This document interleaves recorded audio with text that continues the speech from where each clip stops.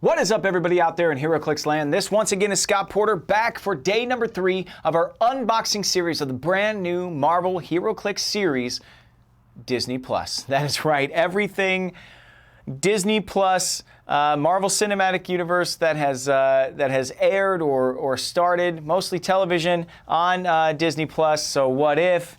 I think maybe Hawkeye. I'm not sure, actually. We haven't seen anything from Hawkeye. We haven't seen Hawkeye or Kate Bishop or Maya, otherwise known as Echo, but Falcon and the Winter Soldier. We have WandaVision, of course. We have Loki, and I'm so excited what else this set might hold.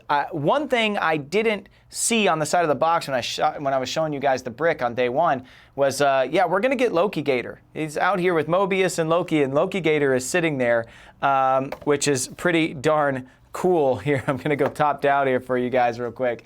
Yeah, Loki Gator just there, just plain as can be. I'm very excited. I think we're going to get more Loki variants. I mean, we sure as heck got to get Sylvie. We sure as heck probably get Kid Loki. Maybe the Loki who was so powerful, I like to call him like Emperor Loki, from the scene in Loki, the series, where he creates this giant city just out of just illusion.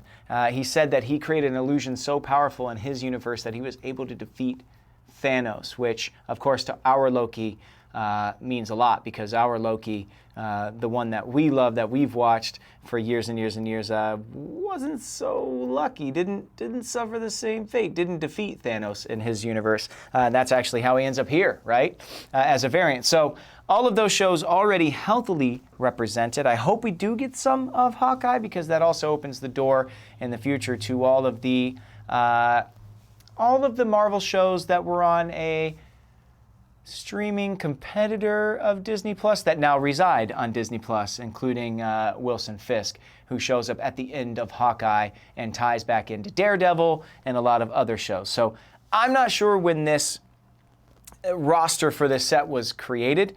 Maybe it was too early for Hawkeye, but I hope we get some Hawkeye in there as well. I mean, you can leave Swordsman out, nobody really cares. But outside of that, I think a lot of really cool characters from that show would be present here as well. So I'm very excited with the character selection we've had. I understand we're going to see probably a lot of Scarlet Witches, probably a lot of Visions, hopefully a lot of Lokis.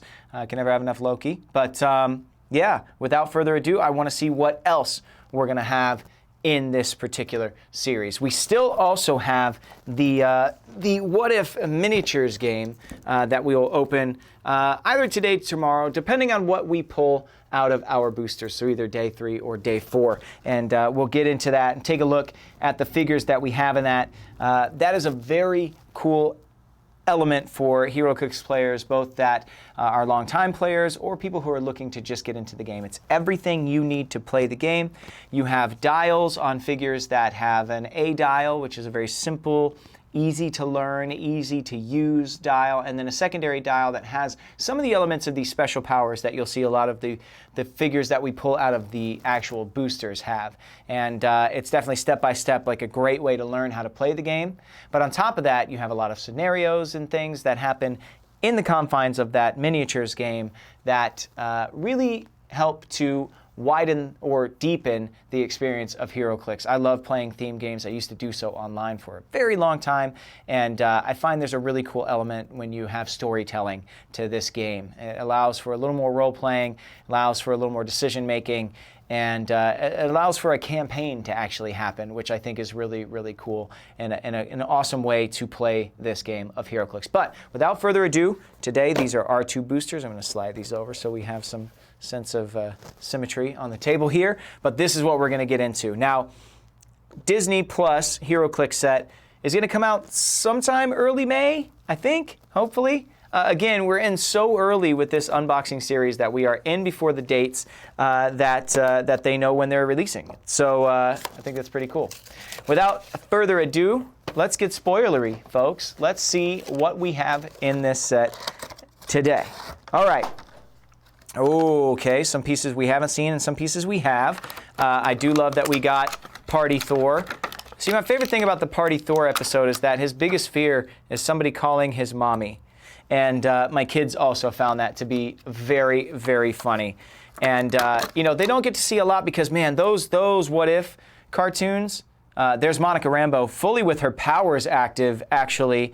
We saw a normal version of her earlier in the unboxing series, very cool. But to get back to Party Thor, you know, a lot of the Disney Plus stuff is pretty dark. There's Killmonger. We haven't seen him, and that's a dark episode as well. So the kids couldn't see much, but the Party Thor episode is very funny. And the fact that his mommy comes and tells him that he's got to clean up Earth and get back to his schooling is very funny to me. All right, there we have Peggy Carter, and then last but not least, Jimmy Woo, who we already have seen. So we've got 3 new figures in this booster here. Party Thor, Monica Rambeau, where she's actually got her powers kicking, and Killmonger. And that Killmonger episode, man, whoo, that Killmonger episode is heavy. And Killmonger actually plays a really cool part in the entire What If series. See, at the end of the What If Season 1, and I said this on day 1, and by the way, if you haven't seen day 1 and day 2 videos, please pause the video, go back, watch those, come back. You know the spiel. But in the series, and as I said on day 1, spoilers will be incoming, Killmonger, T'Challa, Star-Lord, Peggy Carter, Captain Carter, Black Widow from the post-apocalyptic Ultron world, and then a couple of other characters from the series. Gamora out of nowhere? Have we talked about this yet? Clearly was an episode missing in season 1 of What If, because like Gamora, daughter of Thanos, comes out of nowhere. We see like a Sicarian Iron Man, like some really cool stuff, but we didn't see the full episode. But the Watcher basically starts battling Ultron with the Infinity Gems, who wants to completely destroy not only his universe, but the multiverse. And he finds the Watcher, and he breaks into like this crystal cocoon that the Watcher lives in and watches all of the different realities. And he decides that he wants to destroy the Watcher and destroy everything. He wants to destroy all of it. So Uatu breaks the rules and gets involved. And he goes and gets this all-powerful Doctor Strange from this one episode where Doctor Strange loses the love of his life, Christine Palmer. And instead of losing his hand, instead of breaking his hands in the car accident, she dies. And he goes on a quest to try and reincarnate her. And on that quest, he finds out that there's certain events in time that you cannot fix. He keeps on trying to fix them, keeps on trying to fix them. Starts like swallowing all of these evil big bad guys with all these dark spells, trying to find a way to bring the love of his life back to life. He ends up destroying his universe and then locking himself away. Well, Uatu goes and gets him, and then they put a team together. And Killmonger is a big part of that. I don't want to spoil why Killmonger is so important, but in his own episode, Killmonger saves Tony Stark from the missiles that hit the convoy. And in the very beginning of Iron Man in the MCU, Killmonger's there, though, and he saves him. He becomes a partner of Tony Stark. He slowly starts to take control of the company. He assassinates Tony Stark, takes over, and then goes to Wakanda, and he's not had enough. He wants to take over Wakanda as well, and he wants to reshape the entire world on a revenge tour, this Killmonger. But again, so well written, very well performed by Michael B. Jordan, and you start to feel for Killmonger. But once Killmonger gets the chance to maybe control the multiverse, well, what do you think he's going to do? I won't go any further, but anyway, that is Killmonger in a nutshell. I know there wasn't going to be a ton of story time with Scotty P, but why not? I thought that was such a cool take on Killmonger. So let's take a look real quick just at his figure. You might not be able to see just how his armor shines there, but I'm loving the different levels of paints, the different kinds of paints that we're getting. The cloth is so matte underneath this battle armor that he has, and that really shines. It's just, they've done such a good job with all of these paint jobs now. It's really, really cool. I love it. All right, Killmonger. Set number 9 has Stark Industries, Wakanda, Soldier, and Warrior keywords. Has Covert Ops as a trait, that's stealth. So he's got traded stealth, so keep that in mind as we look at the rest of his dial. Only 6 clicks long, comes in at 60 or 30 points. But remember, stealth all the way down that dial. I do wonder if we're going to get to see a more beefy version of him later on. But yeah, Killmonger is definitely going on the villain side over here. And there you go. There you have it. Killmonger for the people. All right, let's go with Monica Rambeau next because we've already seen her on day 1. She had a really interesting take.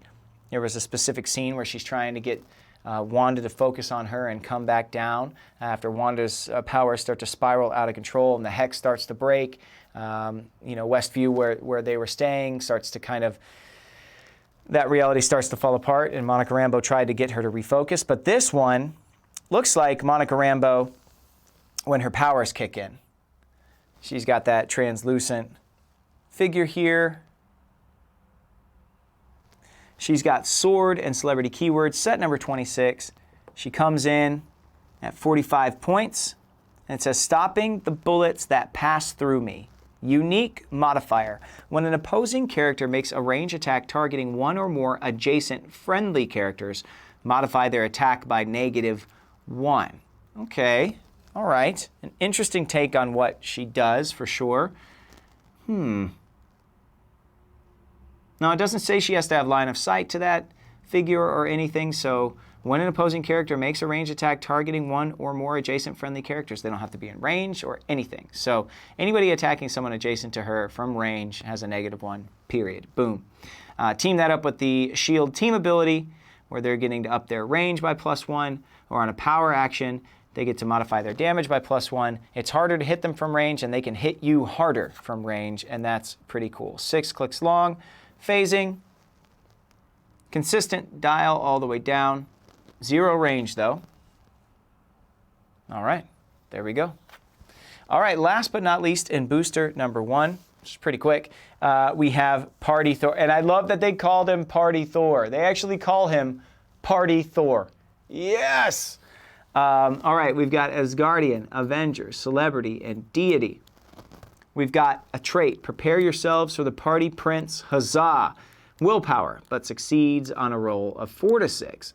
When Party Thor uses it and succeeds after resolutions, you may heal him 1 click. So each turn, a 50% shot of utilizing this willpower and healing a click. That's awesome.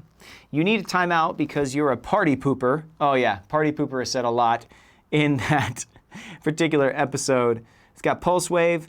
When Party Thor uses it after resolutions, you may give all hit characters an action token.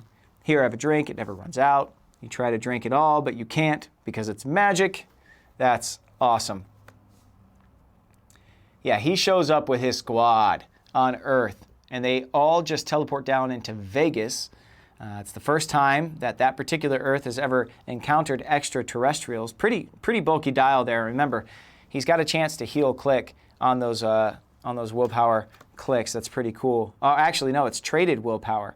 So he's got double willpower towards the end of his dial, traded and... oh, no, that's close combat expert. Sorry about that, guys. My eyes were playing tricks on me. There we go. Anyway, he beams down, sneaks in, basically, into Earth with all of his friends. Sif, the Guardians 3, the Warriors 3, they're all there together, and they basically throw a massive party. Loki shows up, but Loki, I think the name of the episode is What If Thor Was an Only Child? Is that right? Yeah, what if Thor were an only child? You can see it there on the back of the card. So we never had Loki to sharpen him as a kid, and he was an only child. He's a bit spoiled, right? So the episode opens, Odin goes to sleep, he goes into the Odin sleep, and his mom, Thor's mom, is like, I'm out of here. I'm going to go have a girls' weekend because I don't have to deal with my husband. So Thor, you're in charge. Please don't be an idiot. Do your schooling, etc., etc. Thor goes to Earth and throws a massive party. That's what he does. And, Jane Foster's there. Darcy shows up, marries Howard the Duck. That's pretty cool. Ton of Earth's heroes are there. They're having a great time. Loki shows up, having never been adopted by Odin. So he's full-on frost giant situation. I hope we see that Loki in this set. That's great. He's giant. He's huge. If we get Loki, I think you'll definitely tell that he's in the pack because, he's got to tower over all these other clicks. Anyway, really, really funny episode. If you have kids and you can't really show them anything else from Disney Plus's What If series because everything's a little bit darker and there's a lot of death, there's a lot of loss, warning on all that stuff. But Party Thor is very funny. He's like, you are a party pooper. It's just funny to hear Thor say that. But ultimately, like, Captain Marvel is a big part of that, so hopefully we get Captain Marvel in this set. But she tries to kick Thor off world, and she can't seem to do it. And the ultimate way she figures out a way to end the party before he just destroys all of Earth, raging, is to call his mom. And then his mom shows up. And when his mom shows up, Thor has to yell out to everyone, "Everyone, please! Help me! My mother is coming!" And everybody's like, "Ah, his mom's coming!" And they all help on the cleanup effort. It's awesome. Anyway, very funny. Storytime with Scotty P over. Moving on to booster number 2. I said I wasn't going to do this, but it's so fun. It's so good. The shows are really worth watching. If you haven't watched them yet, go do it. It's worth it. Anyway, all right. Enough. I won't do it anymore. Okay, so we've gotten a super rare. We've gotten a prime. We've gotten a lot of representation from different shows. There's still a lot out there, though. And, okay.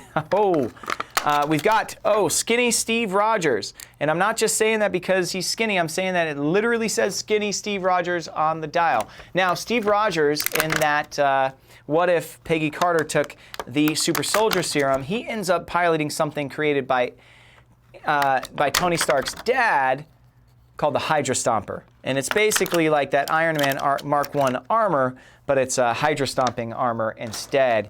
And it's very, very cool. So hopefully we get the Hydra Stomper in this set. But there is Skinny Steve Rogers. Here we go. Gamora, daughter of Thanos, from the What If Disney Plus decided not to air all of the episodes of What If, I think. And then we've got, Kid Loki. There we go. We've got another Loki from the Loki series. We've got Batroc the Leaper, who is played by one of the greatest UFC fighters of all time, George St. Pierre. And he's actually the voice of him as well. So in Falcon vs. Winter Soldier, George St. Pierre is in it, and he actually voices Batroc in the series as well. And then last but not least, we have Agnes, otherwise known as Agatha Harkness, otherwise known as the second super rare that we have pulled from Disney Plus. That is very cool. Let me switch her to the other side here. I don't know if you can really see her. She's kind of dark.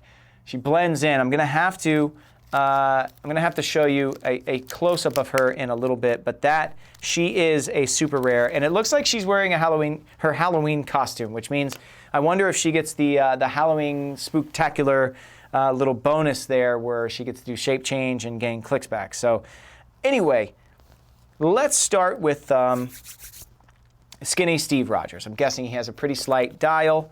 Let's take a look at his card. He's set number 2. Peggy Carter is set number 1, or Captain Carter. I need to start calling her Captain Carter. He has Howling Commandos, Shield, Past, and Soldier. Not just a model soldier, a model person. Leadership. When Skinny Steve Rogers uses it, friendly characters within range are considered adjacent. Ooh. He's got the Shield team ability, and he's got Shield and Soldier keywords to give leadership to, and he's only 15 points. He's got some willpower back there. And remember, it says within range. It doesn't say line of fire. They are considered adjacent. And as long as you're sharing a keyword with him, he can pull tokens from you no matter what. I think Shield just got a really good boost here, actually.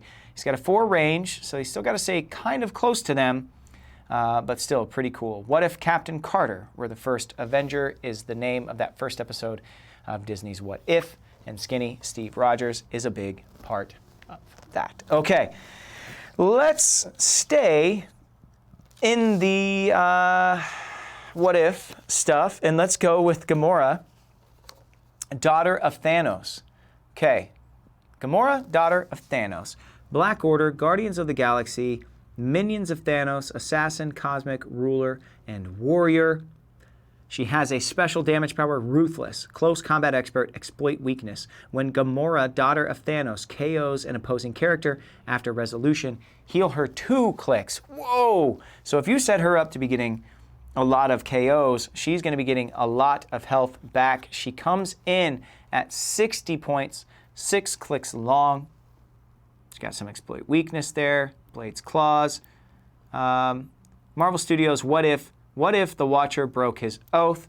So see, he folds this Gamora in, but we don't see Gamora in any other episode. Whatever episode she came from is not actually in the series. So left me and a lot of other fans wondering what exactly happened there. Still, solid dial, and she plays a really cool part in the series itself. All right, moving on to, let's go with Batroc. Batroc is a very simple card here, very simple dial, it seems. He's got Batroc's Brigade. The fact that that is even a keyword just still cracks me up to this day. Assassin, Martial Artist, and that's it. No other special powers or anything. He should still be a fighting machine. He's got Charge, Close Combat Expert. He's got some Flurry. He's only 30 points, not doing as much damage as I thought he would. You still have to account for him. Anybody charging in 5 with an 11 attack doing 4 damage if they choose is tough. So you still have to account for him, but not as dangerous as I thought he might be. But, you know, in the books, he's kind of a joke. In the shows, he can really fight. That's why they cast a fantastic martial artist like they did. Okay, Kid Loki is who I want to go with next. Now, we have seen that the Tesseract is going to be an equipable in this set. It's going to be one of the 8 items that we get. We haven't seen it yet, actually, but other Lokis have the same trait that Kid Loki has, the Tesseract. Kid Loki starts the game with the Tesseract equipped for an extra 5 points. Kid Loki has Asgardian, Deity, Future, Mystical, and Past. He's set number 24. He has a special damage power. We're done talking. Let's go. Just do what you want, I guess. Leadership and Shape Change. Unique modifier, free. Choose a combat value other than damage. Until your next turn, Kid Loki has opposing characters within range and line of fire modify the chosen value by -1. So range and line of fire gets that little negative modifier on it, but it's unique, so you can only do it once. Flip it over. Only 4 clicks long. He has Mystics, has Stealth. That'll help keep him alive a little bit longer. Has Willpower, which we've seen abundantly in this set, and then has that special power for 4 clicks. He's only 30 clicks long. Again, we're going to be having to field rather large armies in a lot of games because a lot of low-pointed figures. I'm going to set him over here with the other Lokis. Last but not least, our second super rare of the set. So we've got 2 super rares now and a prime, Agnes. Now, this Agnes, I said I was going to give you a close-up because she was a little dark in the group shot. So let's take a closer look at her. Try and shed some light on her face there. She's got such a wide brim on that witch's hat. I think this clearly is a costume from the Halloween episode. Very cool. She's definitely going to go into the villain side, which is heavily outweighed by the hero side in this particular set as of right now. We have Agnes, Celebrity, Mystical, and Past. She's set number 42. Of course, Agatha Harkness. Agnes is just a contraction of her actual real name. She has the all-new Halloween Spooktacular trait, which we've seen before. She has Shape Change as traded. When Agnes uses it and succeeds, heal her 1 click. She has the stop click, please stand by. She also has Senior Scratchy, yes, the rabbit. Generate a Senior Scratchy bystander.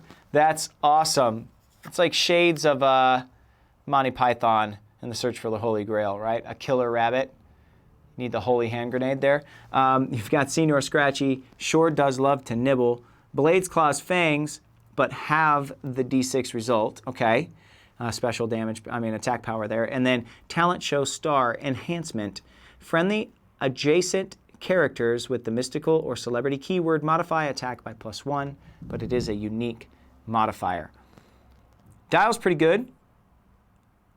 Not a ton of damage dealing. I'm willing to guess we're going to see a different version of her that is like full-on Darkhold powers, like going ham on everybody, like she does with Scarlet Witch at the end of the series. But there we go. With that, we are all finished for today. Day number 3, up and down in a hurry. Had some really cool figures today. More representation from more shows. I'm beginning to think Hawkeye is not a part of this. I was hoping it would be, but maybe it was just too late in the game. And it's always such an interesting thing is the timing of when does WizKids get to start working on this? What shows do they have in production? What shows? I mean, obviously, they had to have known some story beats for some of this stuff. I think it was probably even in production before What If even came out. But that's all speculation. I'd love to talk to somebody over at Disney. We've done that before in the past with a couple of different people that worked inside Marvel or the Distinguished Competition as we were opening sets that went along those lines. I'd like to do that again at some point. You know what? That's an interesting thing. If I could ever have a guest on these unboxing series again, who would you guys like to see? Is there somebody out there in HeroClix land that is also maybe in my line of work? I know that Gail Simone has always been a big HeroClix fan, but you know, is there anybody out there that if I had a guest on again that you would like to see for an upcoming set? Let me know in the comments down below. You know, I love having this time to just talk with you guys, but sometimes it's cool to have a partner for these unboxings to share all the spoilery goodness with. I have to say thank you so much to WizKids for sending this stuff this early to share with you guys. Of course, I have to say thank you to you all for watching, and we wouldn't have a show at all if it wasn't for Hyper RPG letting me be here in this wonderful, beautiful, glamorous room in Universal City, California. So thank you to Hyper RPG. If you've never seen their stuff, make sure you go and check it out. Subscribe to them over on Twitch, check out their YouTube channel, and see all the stuff that they have archived over at YouTube as well. They cover tabletop, video games, they cover films, comics, television, they cover it all. I'm sure you're going to find something on their channel that talks to you, speaks to you, that you would really, really enjoy. So check them out. As I said earlier, we're in before official dates are. So at some point in May, with maybe a pre-release coming in late April, What If Disney Plus will be landing in your local comic shops. Make sure you support your local gaming stores and comic shops. They were there for us before the pandemic. They've been there for us afterwards, and they were there for us through the entirety of it. And they fought and they scratched and they clawed to stay alive and stay available for us. Now it's time for us to support them, because coming out of the other side of this lean couple of years for a lot of gaming shops and comic stores, we can't afford to lose them. They are the bedrock of this awesome little community that we have, and we got to support them. So make sure when we find out the dates, you order through your local comic shops and just support those stores. Go by, play in the tournaments, make time to swing by, say hi, and buy stuff and just support them. They're the lifeblood of what we do here. Anyway, that's going to do it for me today. I will see you tomorrow, and until I do, may all your rolls be critical hits.